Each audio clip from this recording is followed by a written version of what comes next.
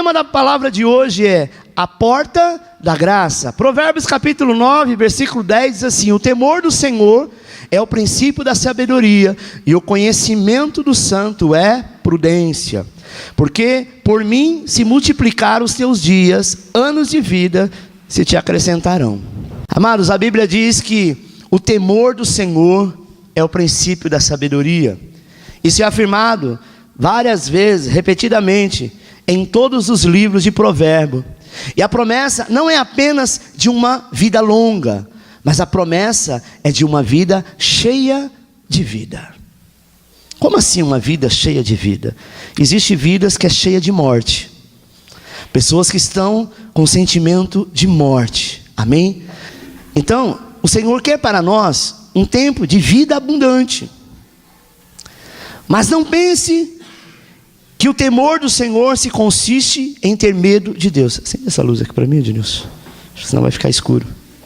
Nós sabemos que a Bíblia interpreta a Bíblia, e o próprio Senhor Jesus fala sobre isso, e Ele nos deu uma definição de temor. Mateus 4,10, quando Ele foi tentado pelo diabo, o Senhor disse: porque está escrito, ao Senhor teu Deus adorarás, e só a Ele dará culto. Preste atenção que Jesus afirmou isso, fazendo uma citação do que lá no passado a lei dizia, que era Deuteronômio 6,13, que dizia assim: o Senhor teu Deus temerás e a Ele servirá. Percebe que Jesus, deixa aqui, Ele fala de temor, mas Ele fala no temor no sentido de adoração.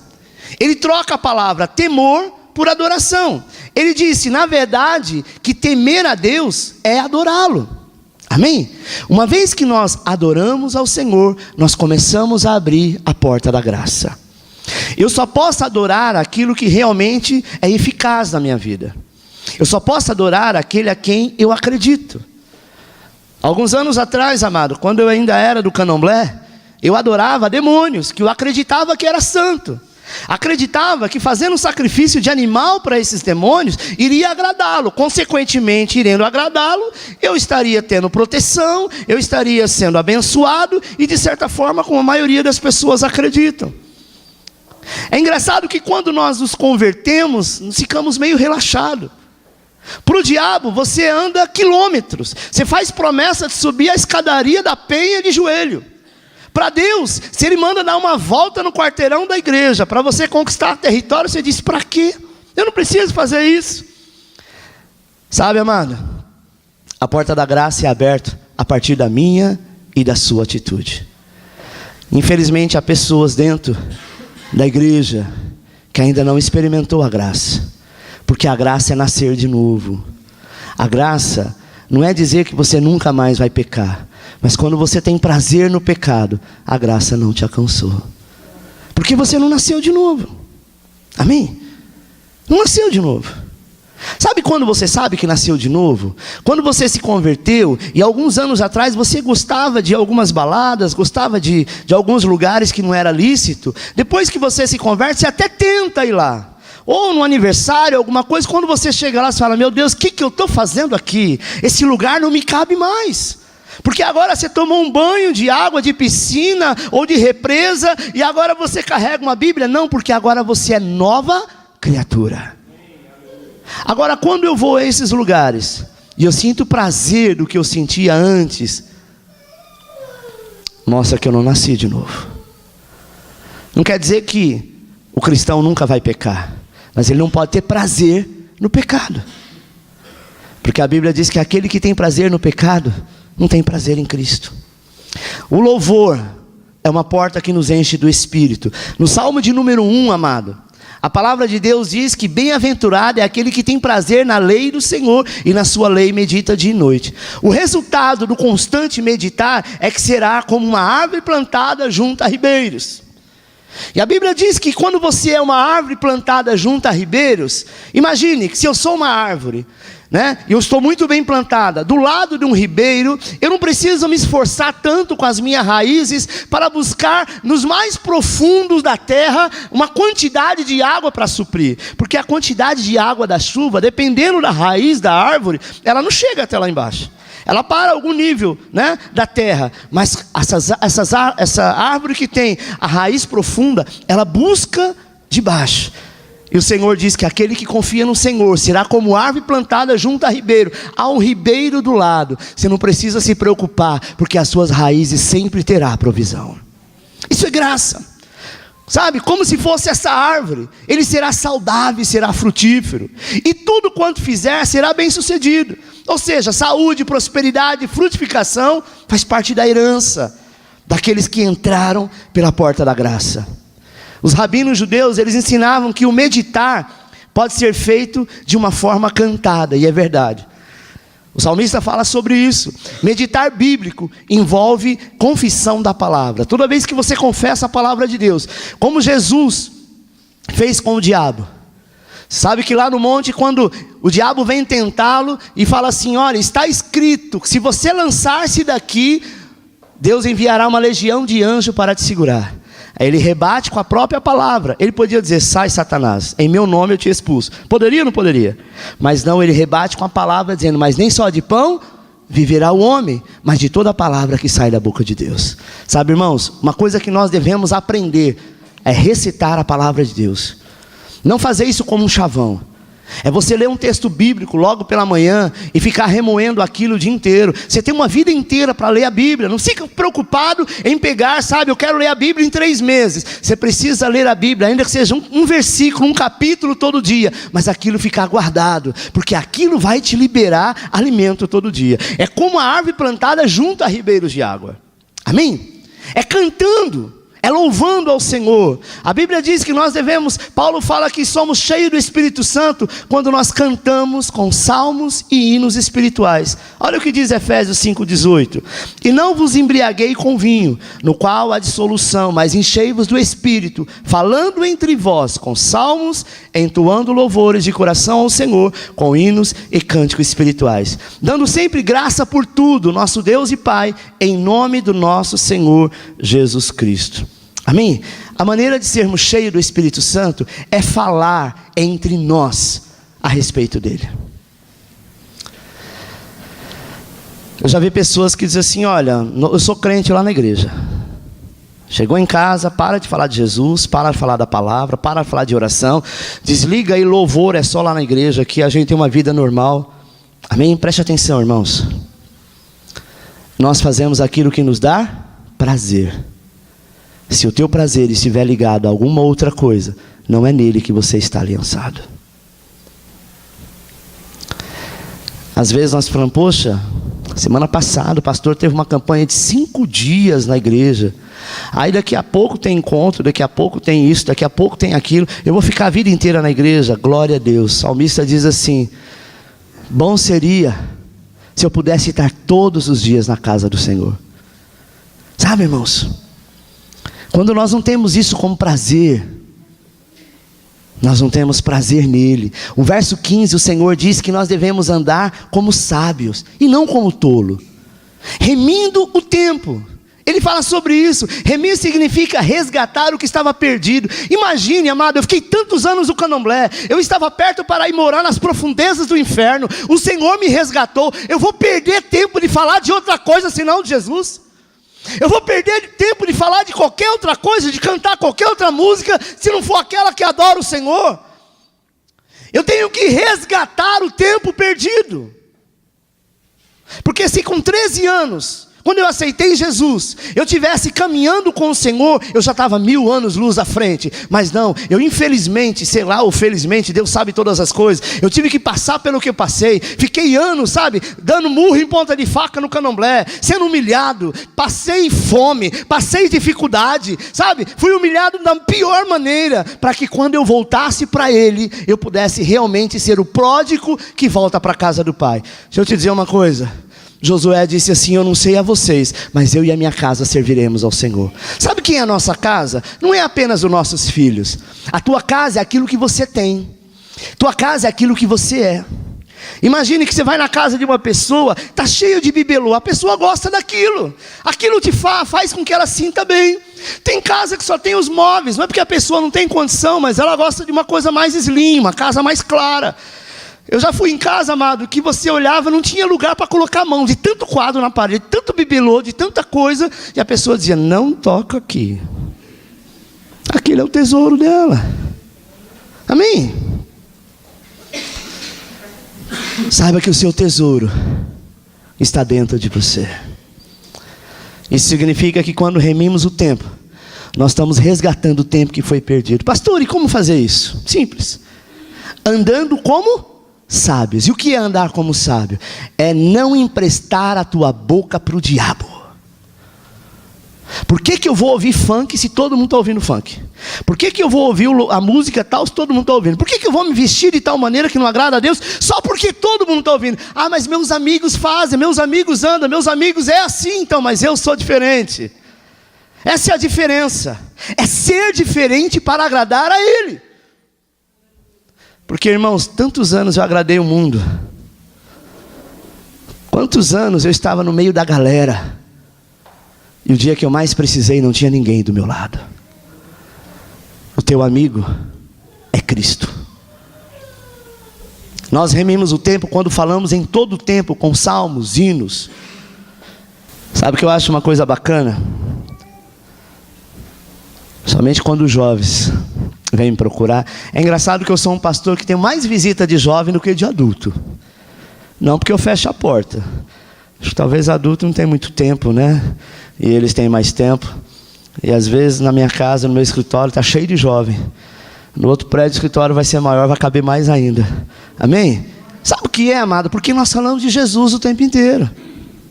E eles precisam ser alimentados disso, de Jesus. Jesus é a nossa comida, Jesus é a nossa bebida, Jesus é o nosso futuro, Jesus é o nosso sucesso. Aquilo que é fora de Jesus não é sabedoria. E a Bíblia diz, se você quer caminhar, quer andar pela porta da graça, quer ser cheio do Espírito Santo, sabe, você precisa louvar. Louvar é tão somente se entregar. Amém? O louvor é algo que precisa estar nos seus lábios. Sabe, irmãos? Aprenda na tua casa, ou no seu celular, hoje em dia a maioria das pessoas tem celular, deixa um louvor lá tocando. Para não ficar repetindo mesmo, deixa ele rodando lá vários. Porque enquanto está louvando, o teu espírito está sendo alimentado. O teu espírito está sendo, sabe, bombardeado da glória de Deus. E enquanto houver louvor dentro da tua casa, não tem espaço nenhum, ainda que venha a seta do diabo. Às vezes eu acho estranho, sabe, famílias que estão lá na tua casa, sabe, não estou criticando, mas é uma verdade, né?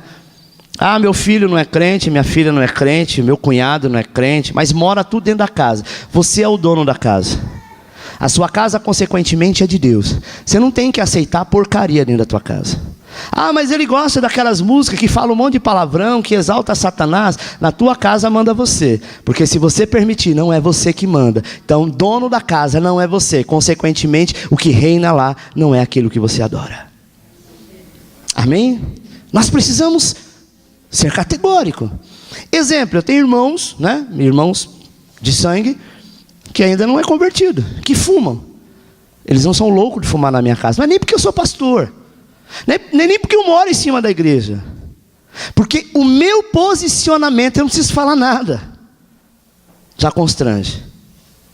Eu vou dar carona para uma pessoa, ainda eu falo de parente, eu não falo nem de estranho. De chegar para entrar no meu carro fumando, fala, querido, por favor, se ele não se tocar, eu falo, joga essa porcaria fora. Meu carro é consagrado ao Senhor. Não vem com essa fumaça do capeta aqui não, porque aqui não tem chance. Sabe? Às vezes as pessoas falam, não, mas tem que vigiar, porque senão o irmão não vai se converter. Não é você fumando junto com ele que ele vai se converter.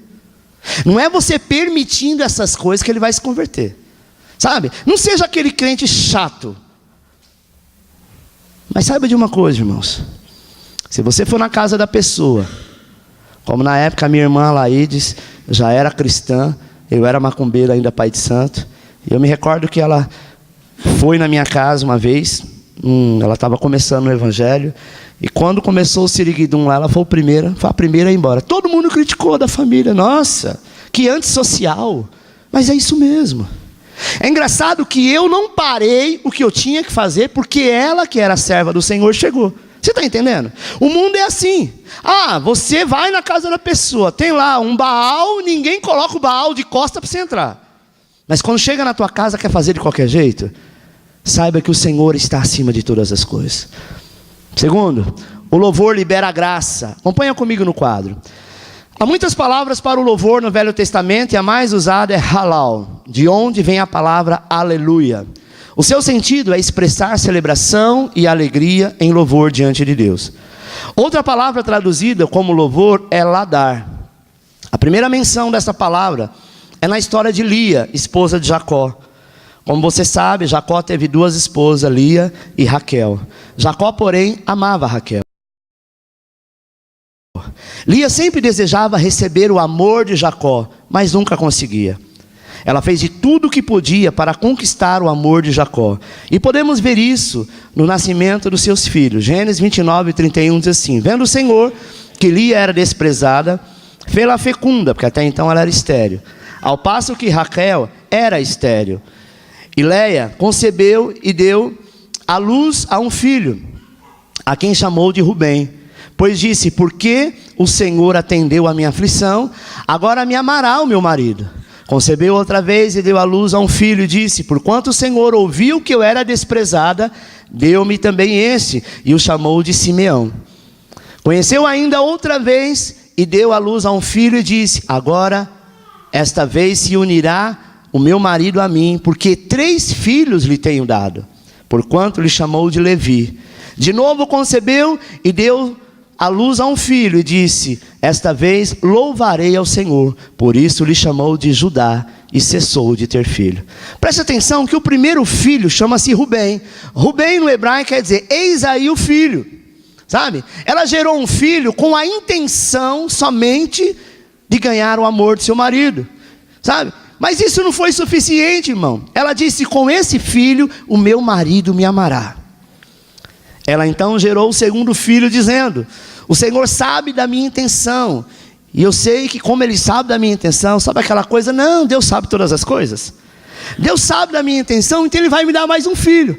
Até agora, a sua preocupação era a mesma. Ela não estava preocupada com o filho, ela não estava preocupada em adorar o Senhor, agradecer a Deus porque Deus deu um filho, porque era estéril. Ela estava preocupada em chamar a atenção do marido e fazer inveja para outra. Deixa eu te dizer uma coisa: aquilo que você está pedindo a Deus, se for para provocar inveja em alguém, tira o cavalinho da chuva, porque Ele não vai te dar. Deus não vai compactuar com esse tipo de coisa. Aquilo que Deus nos dá é para que você caminhe, para que você prospere, para que você ande, mas para a glória do nome dEle. O segundo filho chama Simeão. Simeão quer dizer: ouça o que seu filho pode dizer, ou ouça o filho. Mas ela continuava sem ver o filho e sem ouvi-lo. Lembre-se que filho aponta para Cristo. Filho aponta para aquilo que Deus nos deu. Continuando, o terceiro filho, ela chamou de Levi, que quer dizer unido. Quando o menino nasceu, ela disse: agora meu marido se unirá a mim. O povo judeu tinha mania de colocar nome nos filhos que tinha significado, e pelo qual aquele significado iria acontecer na vida deles. Então percebe que todos eles, ela fazia em torno do marido. Ela não estava preocupada em colocar um nome para exaltar o nome do Senhor, ou para profetizar na vida daquela criança um futuro próspero. Sabe, amado, talvez você tenha insistido numa estratégia pessoal para obter algum resultado em sua vida. Talvez alguma mudança no seu casamento ou negócio, em vez de olhar para o Senhor. Deixa eu te dizer uma coisa: Deus não está ligado nas nossas artimanhas. Tem coisas que eu não vou conseguir, você não vai conseguir, mas se eu falar com Ele, Ele me faz conseguir. Não é a força do meu braço, porque quando eu faço isso, eu estou agindo de justiça própria. Você está sempre usando uma estratégia talvez natural, sabe, sem depender de Deus, para alcançar o seu objetivo. Talvez você fale: não, se eu for orar, Deus não vai permitir, porque isso aqui não é tão legal. Se Deus não vai permitir, você vai se cansar de fazer. Você vai se ralar inteiro. Aparentemente você alcançou, mas quando você estiver no melhor, você perde. Sabe, amado? Infelizmente, o resultado tem sido sempre desapontamento. Mas a Bíblia diz que todavia no quarto filho, Lia então mudou a sua atitude. Ela disse: eu vou louvar ao Senhor. Não importa se meu marido vai olhar para mim ou não. E aí então ela dá o nome do quarto filho de Judá. Judá era o quarto filho. Acompanhe no quadro. Todavia no quarto filho, Lia mudou sua atitude e disse: eu vou louvar ao Senhor. Não importa se seu marido me amava ou não, eu vou louvar ao Senhor. Ela deu o nome de Judá, o menino. Judá é ladar, em hebraico significa louvor. Ela não estava mais interessada em impressionar seu marido, ela queria apenas louvar ao Senhor. Em Gênesis 49, 31, diz que Jacó pediu para ser enterrado junto com Lia, e não junto com Raquel. Em alguns momentos durante a jornada, Jacó se apaixonou por Lia. Quando tiramos os nossos olhos das outras coisas e louvamos o Senhor no meio da circunstância, Ele concede aquilo que deseja o teu coração. Jesus veio da tribo de Judá, Ele é o leão da tribo de Judá. Lembre-se de que Judá é louvor. O Senhor sempre virá no meio dos louvores. Em João, amado, 10, 9, Jesus disse que Ele é a porta. Mas no Salmo 100, versículo 4, lemos que entramos por suas portas com ação de graças, hinos de louvor. A porta é Cristo e o louvor é a maneira de entrarmos nessa porta. Todas as vezes que você louva, você abre as portas da graça em sua vida. A graça não é uma doutrina ou um ensino, mas é o próprio Cristo. Em Apocalipse 3:20, o Senhor Jesus disse que está à porta, e se alguém ouvir a tua voz e abrir a porta, Ele entrará para cear com Ele. O Senhor é a própria graça, e nós abrimos a porta com louvor. Nós louvamos quando reconhecemos que temos mais do que merecemos, mas reclamamos quando pensamos que não recebemos o que merecíamos. A raiz da murmuração é a justiça própria. Todas as vezes que permitimos uma atitude de justiça própria, nós anulamos a graça e cancelamos a promessa de Deus. Louvar é a melhor maneira de vigiarmos contra a justiça própria e ficarmos firmes na presença do Senhor. Quando você louva, a porta da graça é aberta. Agora, se eu sei disso e empresto a minha boca para cantar, para anunciar coisas que o mundo está fazendo, eu estou emprestando a minha boca para o diabo. Consequentemente, é fruto daquilo que eu vou viver. Imagine uma pessoa que tem essa atitude, está sempre em meio de enrosco, está sempre no meio de contenda, é uma pessoa que não é aceita no meio dos outros. Infelizmente é isso, porque emprestou a tua boca, amado. A Bíblia diz que nós somos igreja. Que igreja você quer ser? Igreja de Cristo ou igreja do diabo? Quando eu sou igreja de Cristo, eu entendo que o louvor tem que estar continuamente na minha boca. Não é isso que a palavra diz? Isso é graça. Eu poderia estar falando qualquer outra coisa, fazendo qualquer outra coisa, mas o louvor é aquilo que libera a graça. O louvor, próximo, é uma porta de esperança. Oséias 2,15 diz: E lhe darei as suas vinhas dali e o vale de Acor, por porta de esperança, e ali cantará, como nos dias da sua mocidade, e como no dia em que subiu da terra do Egito. Você sabe que o vale de Acor vem de Acã, né? Acã foi aquele jovem que você deve lembrar que pecou, pegando para si coisas sagradas que eram de Deus. Quando eu tomo aquilo que é do Senhor, ou eu deixo de entregar, eu estou cometendo o pecado de Acã. Eu estou retendo aquilo que é de Deus, trazendo para mim. E a Bíblia diz, na época da lei, que Deus mandou que fosse tirado de Jericó, sabe, aquelas coisas que eram consagradas a ele. E Josué, por meio de Urim e Tumim, eram pedras que se jogavam, e então Deus falava através daquelas pedras, quem foi que fez? Porque Deus disse para Josué: Josué, onde você colocar a planta dos teus pés, eu te darei por herança. E Josué então vence o primeiro território, que foi Jericó. O segundo era uma cidade chamada Ai. Essa cidade era muito pequena, talvez 10% do tamanho de Jericó. E nessa cidade, Josué perde o território. Ele perde a guerra. E aí a Bíblia diz que ele volta para o tabernáculo e ele começa então a rasgar as suas vestes, chorando, dizendo: Senhor, eu não acredito. O Senhor disse que nós ganharíamos todo, na menor cidade nós perdemos. O Senhor disse: sim, eu permiti que você perdesse, porque você estava tão empolgado com o que estava acontecendo, que não percebeu que há pecado no meio de vós. E o pecado não permite que eu possa agir. Porque quando há pecado, há uma porta de louvor para Satanás agir. Sabe, irmãos? E aí então, quando ele joga o Tumim e Urim, Acã é revelado. E a Bíblia diz que o Senhor diz: ele precisa ser apedrejado no vale de Acor. E você conhece a história que ele morre ali, e aquele local passou a se chamar Acor. Acor quer dizer tribulação, distúrbio e inquietação. Quando nós retemos aquilo que é do Senhor, quando nós não damos ouvido à sua voz, quando nós resolvemos andar por caminhos que não é o caminho da esperança que é Cristo, nós andamos por caminhos de tribulação, de distúrbio e de inquietação. Depois você pode ler o livro de Josué 7, fala a respeito disso. O Senhor diz, amado, se estivéssemos no vale de tristeza e de tribulação, que é o vale de Acor, Ele nos dará uma porta de esperança. E sabe quem é a porta de esperança? Que a palavra diz, né? Oséias fala que cantaremos nos dias da nossa mocidade. Cante no vale da tribulação de Deus, porque haverá esperança. Talvez você está angustiado, porque você passou um semestre complicado.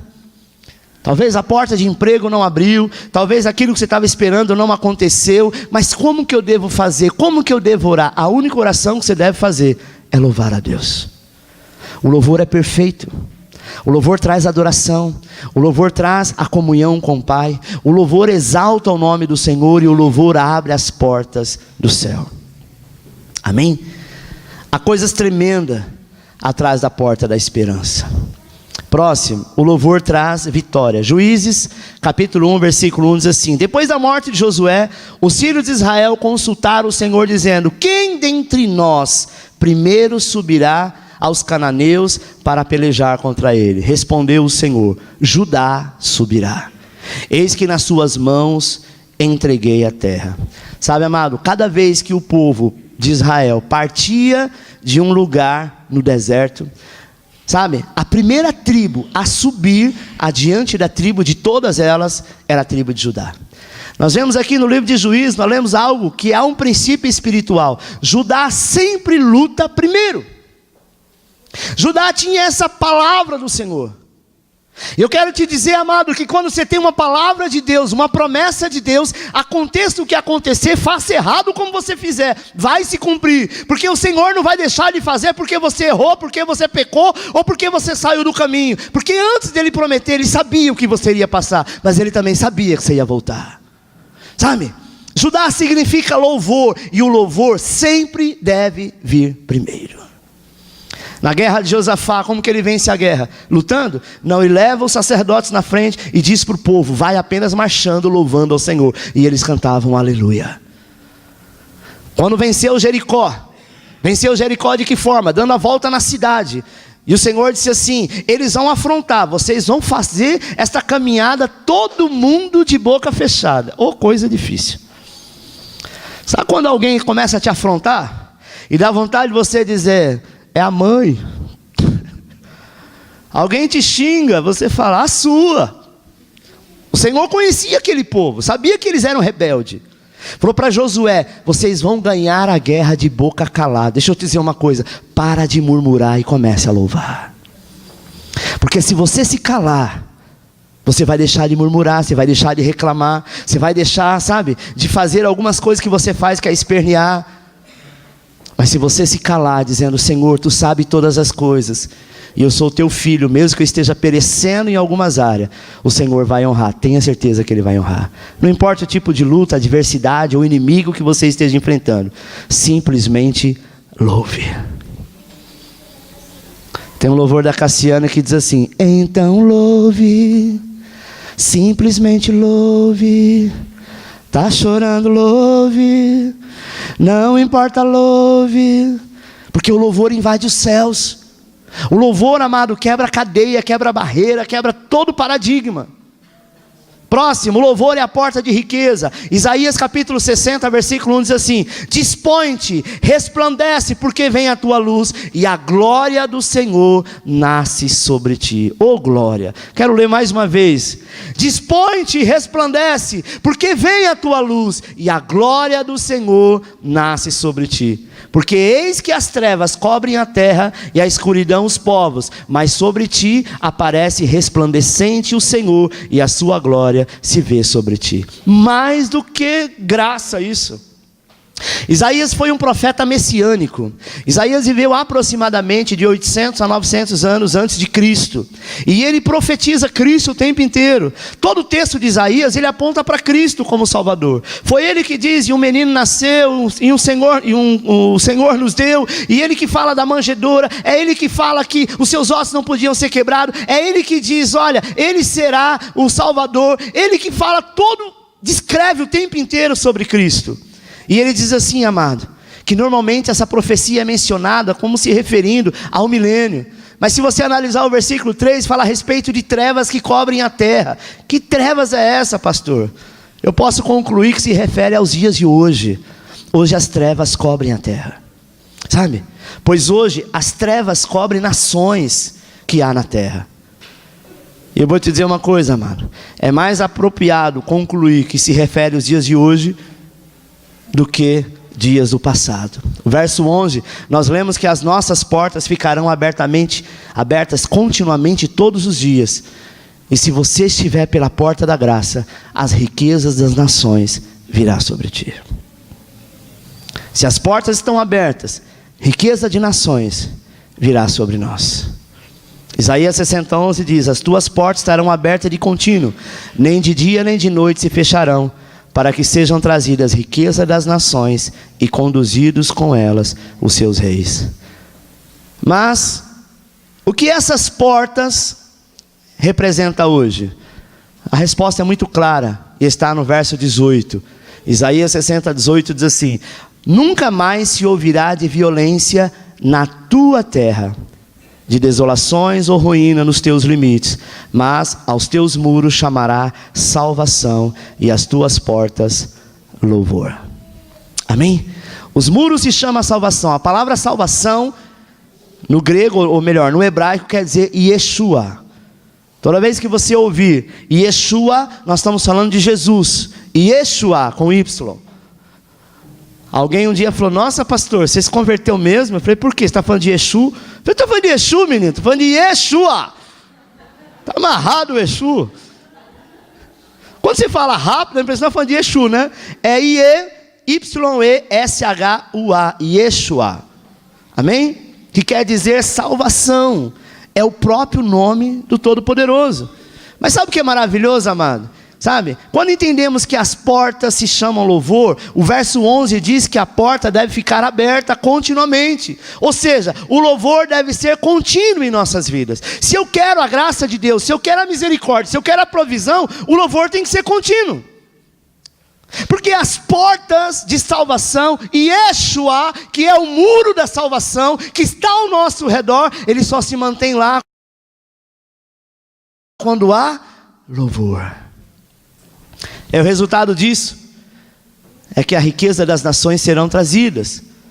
Não louvamos para ser enriquecido de coisas naturais, mas para ser rico daquilo que é perfeito, que é a presença do Senhor.